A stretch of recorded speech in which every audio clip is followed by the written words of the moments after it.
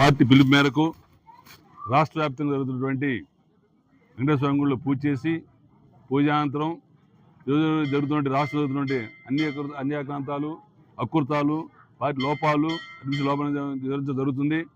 మన ముఖ్యంగా ఏంటంటే ఎప్పుడు తిరుపతి దేవస్థానం చరిత్రలో లేని విధంగా ఏనాడు గతంలో ఎంతోమంది చైర్మన్ చేశారు, బోర్డు చైర్మన్గా ఎంతో పెద్ద మేధావులు మంచివారు చేసి దాన్ని తిరుపతి అభివృద్ధి పరిచారు.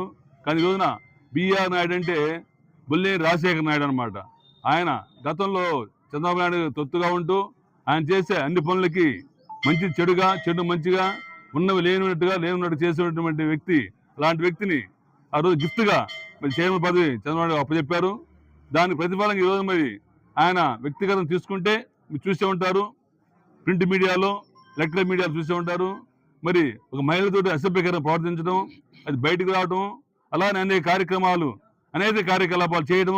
ఆ కార్యకలాపాలు కూడా మరి అలాంటి వచ్చిన రోజు గతంలో ఇలాంటి అభియోగాలు వస్తే గత ఏ ప్రభుత్వం కానివ్వండి ఆ పదవిని తొలగించేటువంటి కార్యక్రమం జరిగేది. కానీ ఇంతవరకు ఆ కార్యక్రమం జరగకుండా చంద్రబాబు నాయుడు గారికి ఒక 4 రోజులు దూరంగా పెట్టామని చూసి ఉంటారు. అన్నిట్లో కూడా మళ్ళీ 4 రోజులుగా చంద్రబాబు తిరుపతి పక్కన ఉంటున్నారు. మరి బిఆర్ నాయుడు గారు ఎందుకు చేస్తారంటే బిఆర్ నాయుడు తొలగిస్తే గతం చంద్రబాబు నాయుడు చేసిన తప్పుల్ని కప్పిన తప్పు అన్నింటినీ కూడా బిఆర్ నాయుడు బ్లాక్ మెయిల్ చేసే పరిస్థితి. ఎందుకంటే గతంలో బిఆర్ నాయుడుకి మొత్తం తెలుసు కాబట్టి ఆ బిఆర్ నాయుడు గారిని తొలగించడానికి చంద్రబాబు నాయుడు చాలా కష్టంగా ఉంటుంది కాబట్టి తొలగించే పరిస్థితులు ఎవరు ఉన్నారు. పార్టీ పరంగా మాట్లాడేదంటే మంచి వ్యక్తులు నియమించండి, అంతేగాని అనైతిక వ్యక్తులు తిరుపతి దేవస్థానం ఎందుకంటే మన దేశాల్లో వరల్డ్ మొత్తంలో కూడా అతి ముఖ్యమైన దేవస్థానం. అలాంటి దేవస్థానానికి సంబంధించిన వ్యక్తులు కూడా ఇలా చూస్తున్నా అంటే ప్రజాస్వామ్యానికి సిగ్గుచేటు.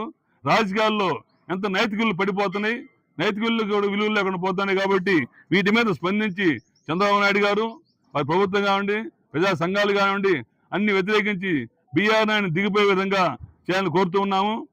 అలాగనే ఈరోజు నేను చూస్తుంటాను, పేపర్ చూస్తుంటారు, అయ్యన్న పాత్ర గారు ఒక దాంట్లో ఒక ఎస్సీ మీద చంపే చెల్లెలు కొట్టడం, మరి అంత పెద్ద వయసులో ఒక డప్పు కళాకారుడి మీద అన్యాయంగా పెట్టలేకపోవడం, బూతులు లింగించుకోవడం చూసి ఉన్నారు. ఇలాంటి కార్యక్రమాలని టీడీపీ ఉన్నటువంటి వారు చేస్తున్నారు. కాబట్టి ఇవన్నీ కూడా ప్రజలు గమనించి రాబోయే రోజుల్లో బుద్ధి చెప్పాలని, రాబోయే వైసీపీ ప్రభుత్వం అంతా కూడా మంచి బేరీ చేసుకొని ప్రభుత్వానికి మరి తగిన బుద్ధి చెప్పి రాబోయే రోజుల్లో మనంతా కూడా మరి వైసీపీ పార్టీ మంచి కార్యక్రమాలు ఇవ్వాలని. అలాగే నేను ఒక జగన్మోహన్ గారు చెప్పారు మావయ్యగన్ అని, మచిలీపట్నం, విజయవాడ, గుంటూరు ఎంఏ ఇచ్చారు. మరి ఆ ఎంఏ అంటే ఆయన చెప్పేందంటే దేనికి మేము వ్యతిరేకం కాదు, రాజధానికి వ్యతిరేకం కాదు, లోకల్ వ్యతిరేకం కాదు. అయితే దాన్ని విస్తరించి విజయవాడకి మధ్యపాటి కలుపుతూ కారిడార్ ఉంది కాబట్టి ఆ కారిడార్కి అక్కడ కోస్టల్ బెల్ట్ ఉంది, అక్కడ పోర్ట్ ఉంది, మధ్యలో ఇంటర్నేషనల్ ఎయిర్పోర్ట్ ఉంది, గుంటూరులో ప్రసిద్ధి మిర్చి యార్డ్ ఉంది, అలాగనే విజయవాడ రైల్వే జంక్షన్ ఉంది, గుంటూరులో రైల్వే జంక్షన్ ఉంది, అన్ని కనెక్ట్ మరి కోరుతున్నారు జగన్మోహన్ రెడ్డి గారు.